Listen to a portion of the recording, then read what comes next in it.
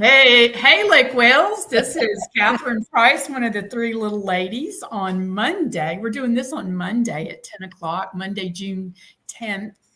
How are you ladies? Good. Welcome. Yes. You have something to say there, Charlene? Well, I can't say anything. It's just my little joke. I know we might mention at some point the latest recommendations for that might be meant to control us and make us a little less verbal or conspicuous to the public at city commission meetings. But I just thought that little censored. That, you know, if I could get it right, I have to still work on it to put it. So what does it say? Censored? It says censored. Yes. So you are not going to be censored, though, are you? No, it's really hard to censor me, I think. But I think so. Yeah. I think it's the same for all of us. You know, we're all a little bit uncensorable. Yes. So here we are. That's the problem with us.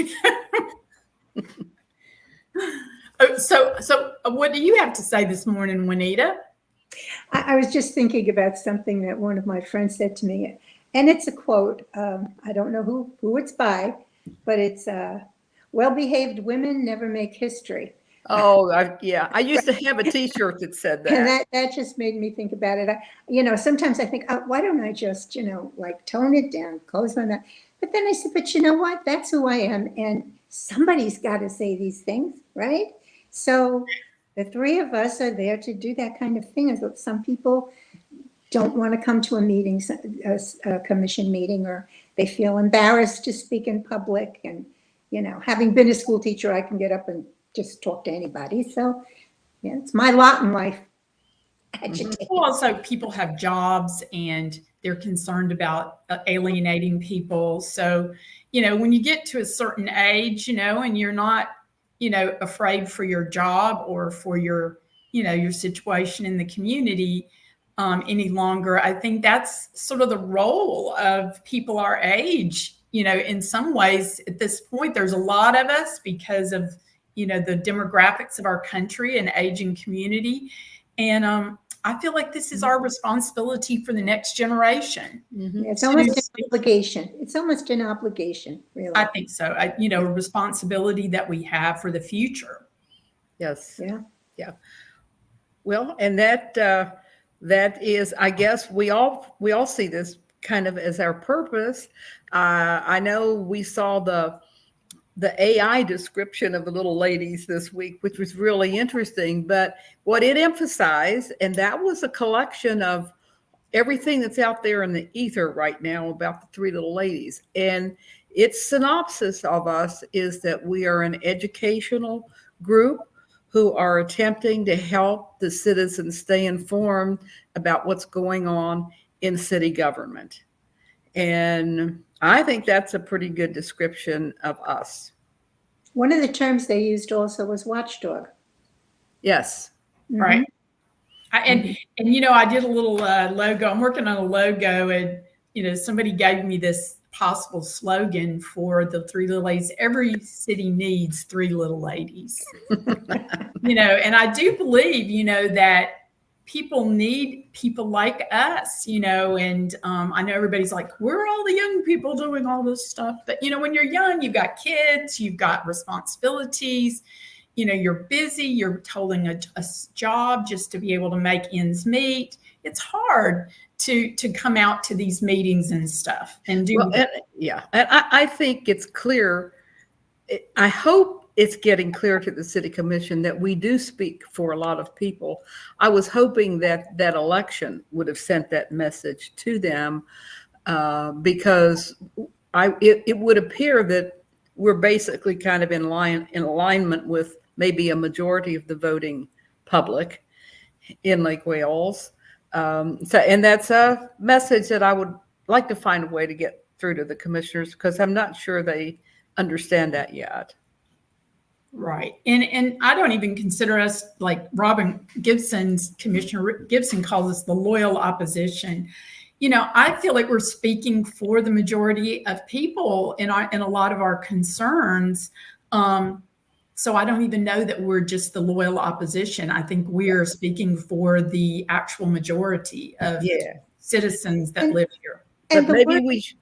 the Go word ahead, Juanita. opposition, I'm sorry, Charlene, but the word opposition has a connotation to it that I don't think that we deserve, because we are not opposed to things most of the time. We are just fleshing out, how could this particular thing be better, or how could it better serve Lake Wales? What has happened that perhaps, is holding back progress in this area? That is not opposition. No. Well, that's helpful. It should be. I don't think we should spend too much time congratulating ourselves here. The commission does that a lot. We don't want to do that. Did you see my pearls? I'm wearing my pearls today. I forgot my pearls today. I decided, if I'm going to be considered sort of like a pearl clutching female, that I ought to at least sort of look spiffy when I'm doing it. Yes, you do look spiffy. Thank you. I appreciate that. So let's get down to brass tacks, right? Okay. What is happening tomorrow, Charlene? Tomorrow? Oh, yes. Tomorrow is the monthly CRA meeting. What does CRA mean? It meets at 2 o'clock at City Hall. What is the CRA? The CRA stands for Community Redevelopment Agency. We've talked about it before. It's a separate organization that is part of the city that uses tax money. I think we explained how that tax money is collected last time to do special projects, and it's supposed to be special projects that help improve blighted areas of the city. And so they meet once a month, and they're meeting tomorrow at 2 o'clock, and they have an agenda that mostly deals with things that are happening down on Park Avenue right now, all that construction. And I have to confess, I don't understand it all. Maybe some of you understand that better than I do. Something about that repair work in front of the post office that I don't know, something went wrong there. They want to approve, what is it, $42,000 or something like that to repair. I believe a couple of Three Little Ladies back, we had pointed out that there was a real issue with some of the bricks separating down around, I believe it was not Market, was it First and Park? It was right around the post office anyway. Yes. It was brought to light, what's going on here? Why is this happening? They just put this in. And so now I guess, we did bring that to their attention, and now they need to have it fixed, and now they're asking for money to have it fixed. And I don't understand, if you hire someone to do some work and they do it sloppily or faultily or whatever, then why should you have to pay them more money to fix it? It seems to me that they should be able to come back, or they should be required to come back and fix it. I think what I want to do is share my screen so that people can see some of the issue related to this sidewalk. Would y'all like me to do that? Yeah. Let me see if I can share my screen here. So while you're doing that, just let me say that in my mind, it raises questions about the original contract. If there really was inadequate work by the contractor, then what does the contract say about that contractor's responsibility when defects are uncovered, if that is indeed what happened? And hopefully we might get a better explanation of it. Hopefully the commissioners will actually ask serious questions about it when they get to that item on the agenda tomorrow. Can you see what I'm sharing right now? I'm sorry. No, we cannot. You cannot. Okay. All right. Are you still, let me see. Let me come back. Where are we? I'm like, We did show those pictures a few vidcasts back when we first realized that there was a problem there. We did bring it up and show people. I know you've got it there on the computer. wait a minute here. Okay, and I'm going to share my screen here, and then I'm going to try. Can y'all see now what I got? Well, we see a whole lot of things, but not that particular. Yeah, okay, here we go. Here I'm going to this picture.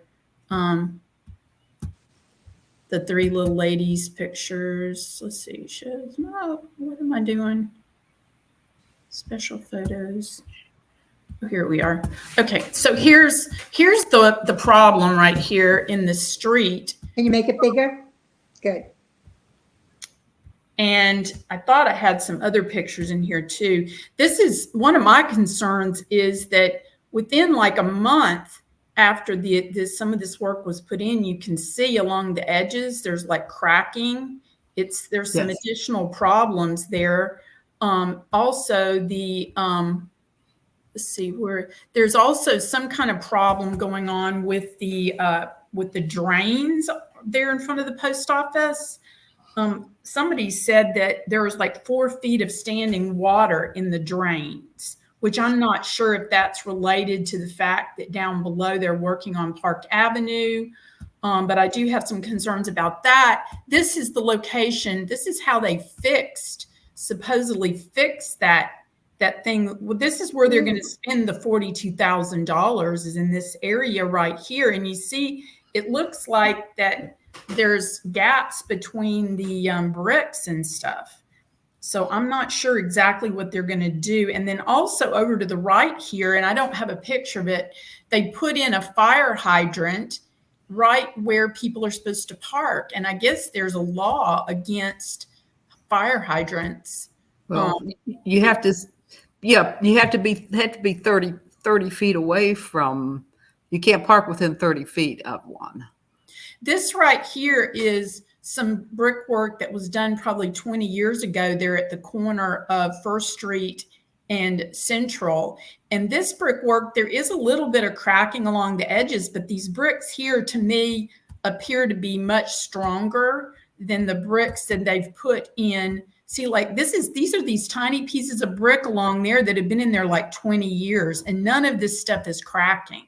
So when you go back and you look at this, and this is after a month, I have some serious concerns about, and there's some of the bricks that are, I don't have the picture here, but there's a problem with some of the bricks cracking there. So I'm just concerned that, like we talked about, that contract management, what this $42,000, almost $43,000 is a change order to pay the company, Gomez Construction, to fix this. Yeah. Well, so we don't have any answers. We've got questions and no answers right now. But hopefully sometimes the commissioners don't ask many questions about agenda items at city commission meeting. I don't know if they might do better at the CRE meeting or not, but anybody who's interested could show up there at 2:00. I'll be there listening. We'll see what we hear. There's a couple of other things on that agenda that I was concerned about. Yeah. There was some discussion about the sewer or something, the underlying sewer mains or something. And the fact that Gomez had not replaced him, so they're getting some kind of a credit. So I'm like, what is that about? I'd like to know more about that. And also there's a change order for plant material. And I had some concerns because they put those palms, I think they're they're date palms, I forget, right there in front of the old Wales-built hotel. And those trees are already dying. They put those trees have what they call it's yellowing, it's palm yellowing, and that is a disease that affects that particular palm. And people that are in the horticulture trade know that palm is a problem for streetscapes, and they're beautiful palms, but they're not appropriate for putting in. And they've put in about 8 or 10 of them, and they have already replaced one. They Correct. actually took the bad one out and put a new one in. So I'm questioning, what is that change order for plant material, and why are we making that? Yeah. So there's several different, and it's not elucidated in the information that's provided. No, it's not. And of course, we can get up and ask questions at the beginning of the meeting, but we can't ask questions once they get to the item where it's discussed, because it's not a public hearing. So it's hard to be able to engage with it very well at the meeting, I'm afraid. Right. But I think that it's important for people to come and ask those questions, because they're obviously missing information there. Also, we need to bring up one more time, and this is kind of this bizlink contract and the audit of the bizlink contract. Actually, it's Florida Development Corporation is the name of the company and this guy, Derek Blue. We know that $250,000 is probably missing from that money because of that guy, Charles Young, who was the CFO on the corporation that is now no longer on the corporation. So we still haven't seen an audit of that contract. And it's very late, because they originally told us at least 4 weeks ago it was supposed to be due. And we keep asking, and they keep saying, it's not ready yet, it's not ready yet. And also we get the little story, well, we want it to be good, doesn't have to be fast, as long as it's good. Well, plus James Slayton did say something vague about it wasn't quite as adequate as they wanted, the initial part that he saw or something. And so more needs to be done to flesh out something or other. I can't help but wonder if it's just a stalling technique in terms of getting it out to the publics, or whether it really is a job that hasn't been done well by the auditing contractor. My goodness. We don't know. Another thing that hasn't been done well? Well, they've already brought the audit for the entire city finances, and which is much more complex in this contract, as well as the audit for the CRA. Yes. And I don't even understand how this contract, at one point we thought that this contract for BizLink was under the CRA. But as it turns out, the contract for this BizLink is actually directly with the city, because it was American Rescue Fund money that was involved. So it's just a little perplexing why that this audit is taking so long. Yes. And another thing too, has anyone seen any new businesses go up in that Northwest area? Isn't that what BizLink is supposed to be all about? Well, sometimes it's not a straight line on that type of economic development, helping small businesses and stuff. But we've gone through this before, all the fact of some of these companies don't even appear to be from Lake Wales. Some of them are corporations that are no longer even listed as Florida corporations. They received large amounts of what they call technical service hours. Thousands of technical service hours for things we don't even know what they are. And then somehow we're supposed to believe that they're actually helping. They've got $900,000, and I think they were supposed to get another $300,000 or $350,000 from the city. They haven't gotten that $350,000. It should be noted. And now they've got $250,000 less. And now they've got $250,000 less, so we don't know what that meant. Charles Young absconded with it. This is all my point. We don't see any new businesses. We know that the businesses so far that have popped up supposedly through their help are not even here in this area. So, and we don't have an audit. And, it seems to me like more pressure needs to be put on them to get going with this, because it's been a while. Well, and I think what we're seeing here is a pattern of poor city contract writing, poor city contract management, and follow through. And I think that the contract that was written for BizLink was so poor, I'm not even sure how the auditors can audit it. Yes, that's a good point. basically when you audit, you go, okay, this is the contract. These are the deliverables that were asked for. Does the contractor provide those? The contract was so weak, I'm not even sure how they can figure out what happened from the contract. Mm-hmm. Well, we need to keep asking questions. That's all there is to it. And, Right. And those questions are questions. They're not attacks, they're questions. Correct. And, there's sort of this sort of subtext that, we're against the African American community by asking these questions. But, truthfully, this is taxpayer money that we're talking about here. All of this stuff is taxpayer money. Everyone in town, this is your money. And someone needs to be asking the city, how was that money spent? And was it well spent for what was supposed to be spent for? Plus, we all want to see the Northwest community thrive. We want to see it helped. And we don't think that that's what's really happening from this particular project. And that's why we're questioning it. Exactly. So the workshop for the next city commission is next week. I don't know exactly the date here. I need to look at my calendar. It's June something.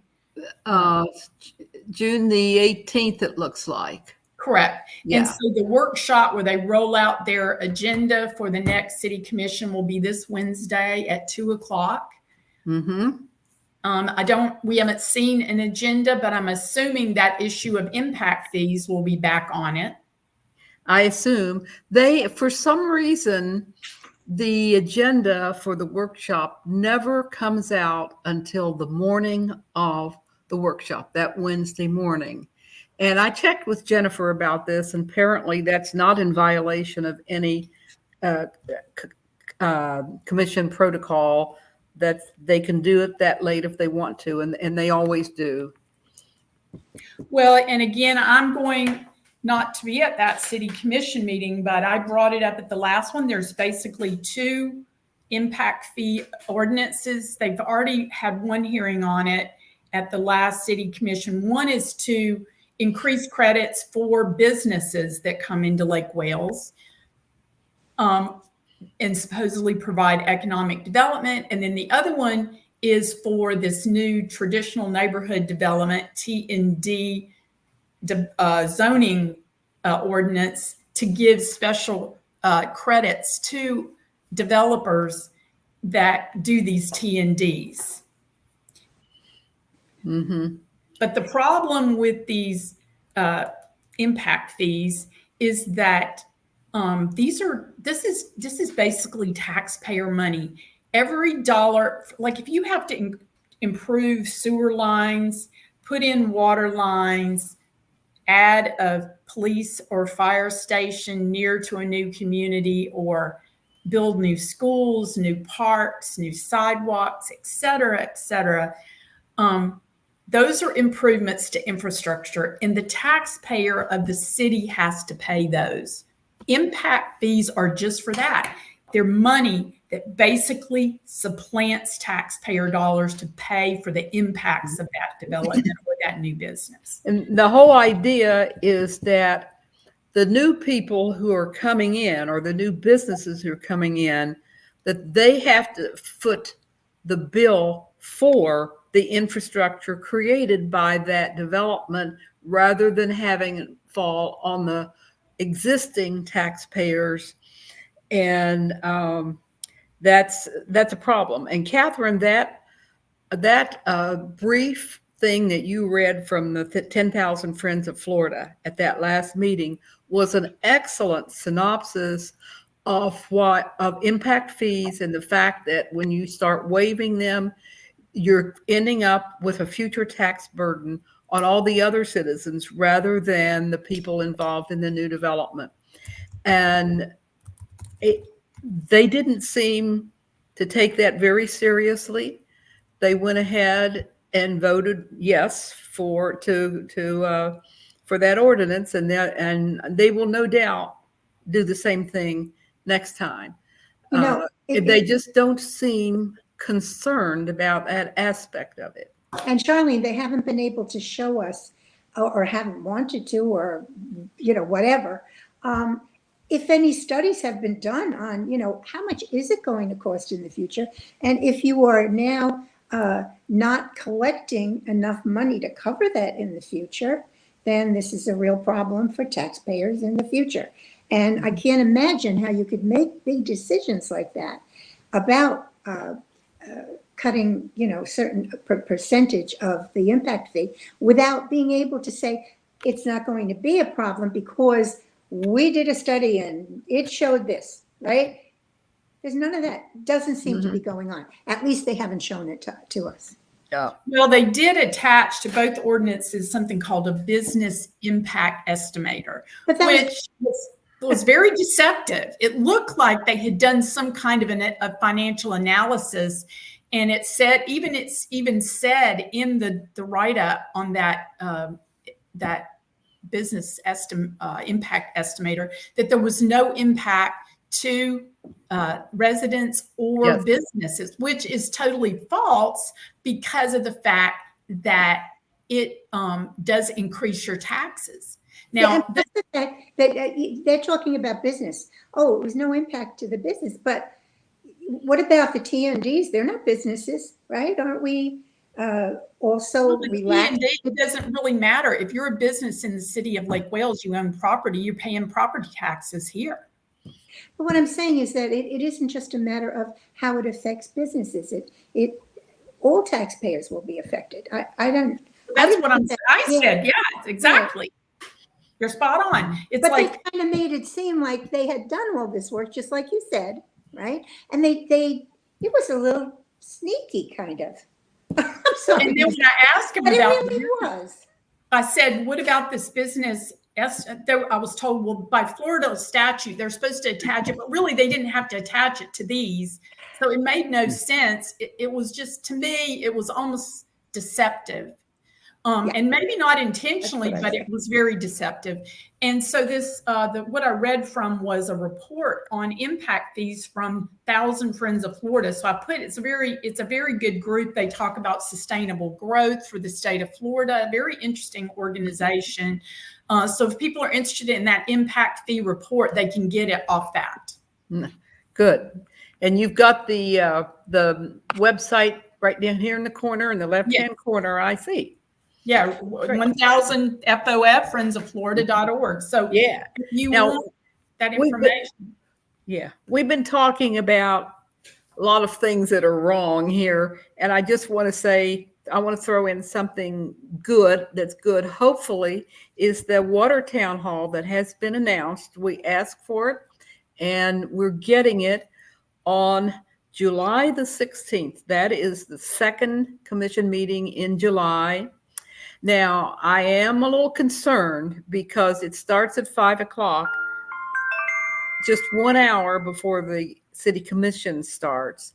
So that to me is not enough time for a genuine town hall, especially since there are 3 speakers. Will there be any time left for citizens to ask questions? I don't know. I think we have to go into it with a positive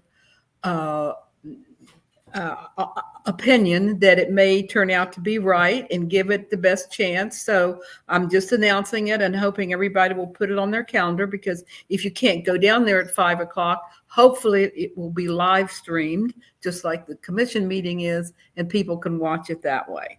Sounds a little bit more like an hour for 3 people. It sounds more like there's going to be presentations. Yeah. Well, and there should be presentations, but there should also be an hour, 3.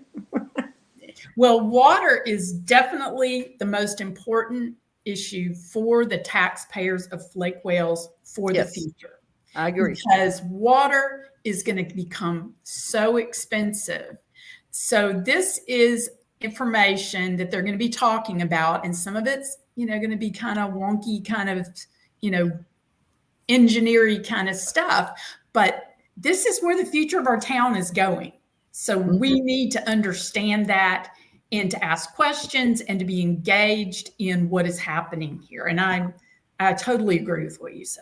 Yeah. But I'm going to come with a positive attitude. Yes. And instead, We'll the certainly get, information that is provided. I mean, we'll certainly get information, but one of the things that we had hoped for was a real town hall on many issues, and this was the first. Right. And so it would be nice to feel like they understand what a town hall really is. And it usually takes some time. Now, one of the speakers at this meeting will be the person, the engineering firm that did the previous water study, which was reported on last February. And at that time, their basic finding was that Lake Wales will reach the limits of its swift mud permitting. That means swift mud decides how much water we can draw from the Florida aquifer.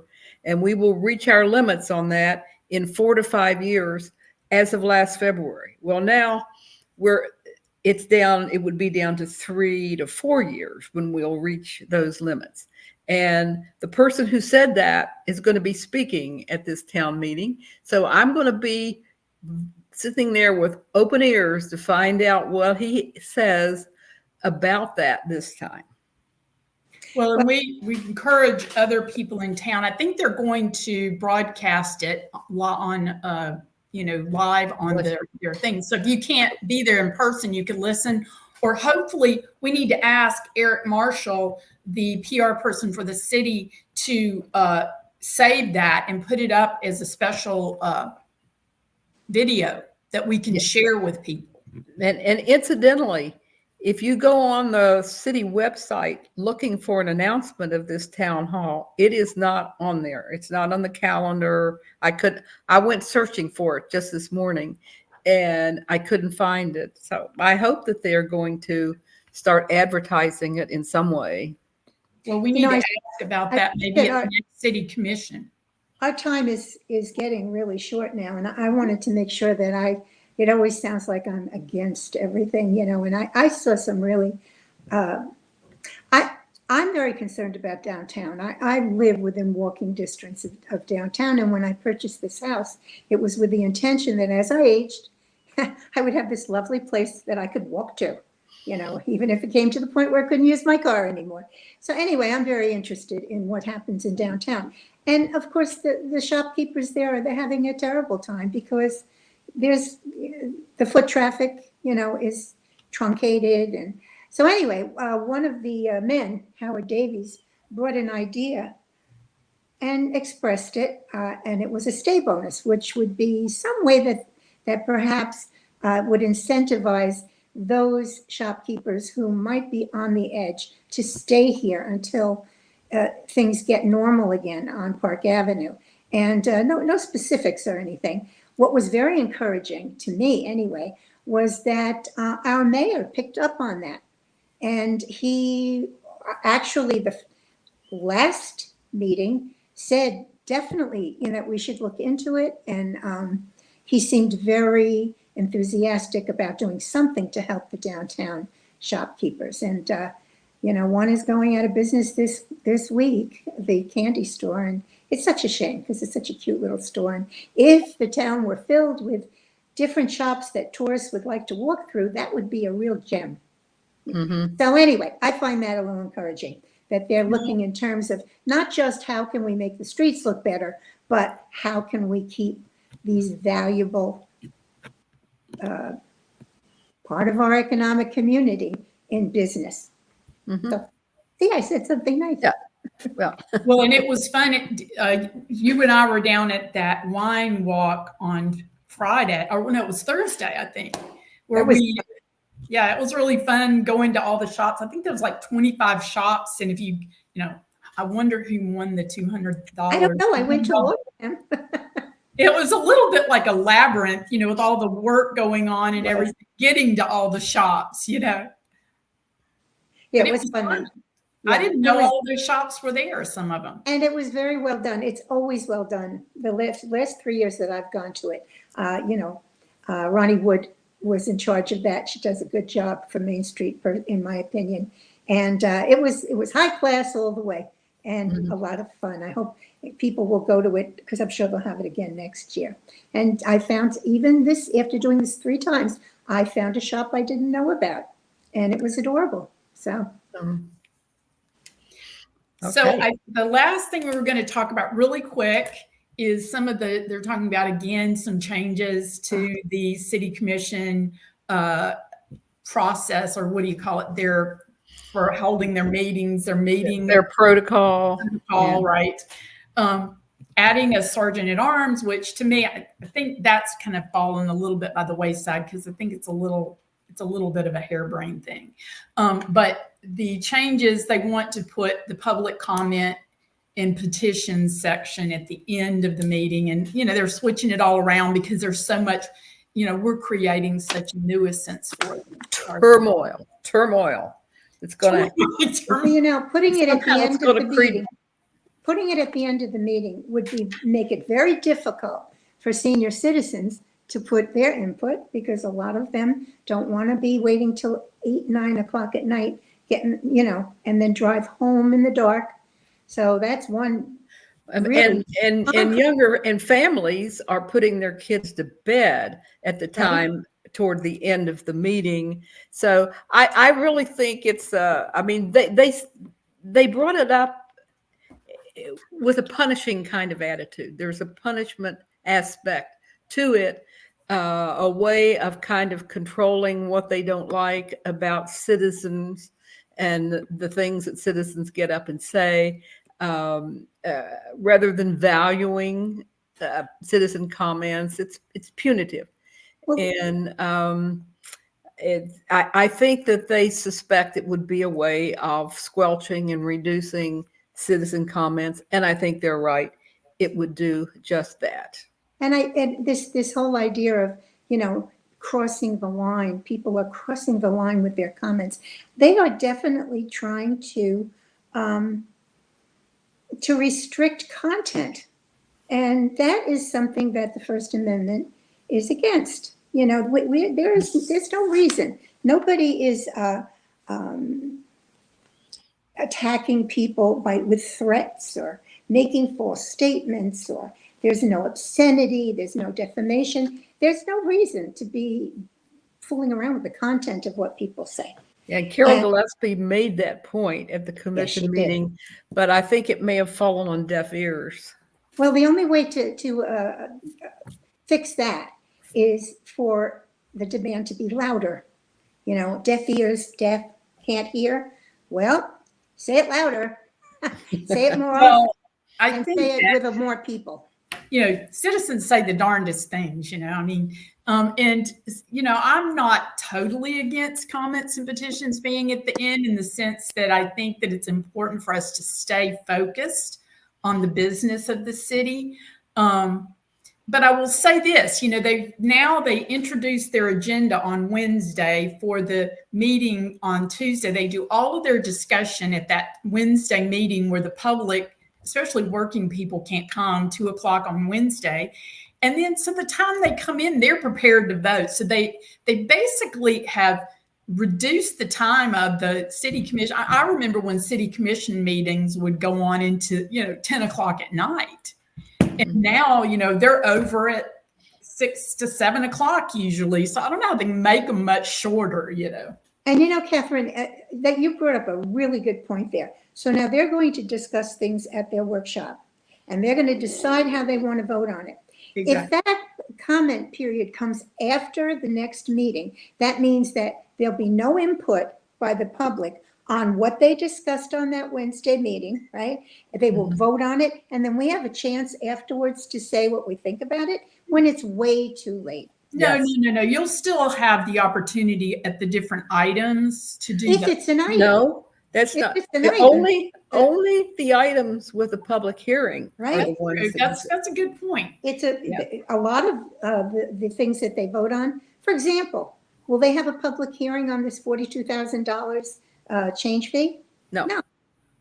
So that would be the CRA too. Let's not mix apples and oranges a little bit, but well, that's true. But things like that do come up.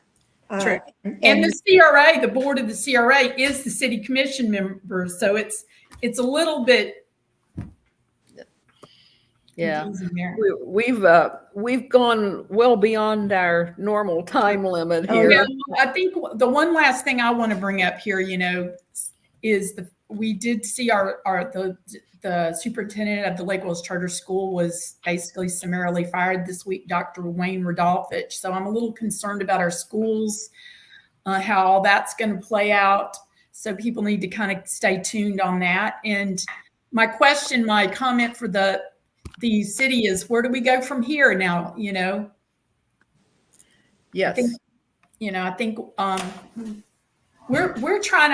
I would like to see more people coming out to the city commission and asking questions. We're trying to provide information and some springboards for people to understand what's going on. City commission meetings, you can go on the website for the city and look at the calendar. You can pull up the agendas.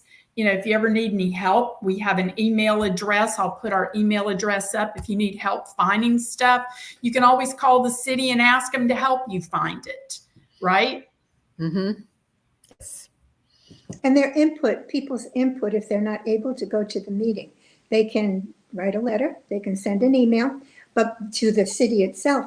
But they can also let the three little ladies know that this is an issue they really feel strongly about. Please keep up what you're doing. I understand there may be a problem with all the commissioners seeing emails that you send to them. I'm not sure that all of them check their emails on their city email on a regular basis.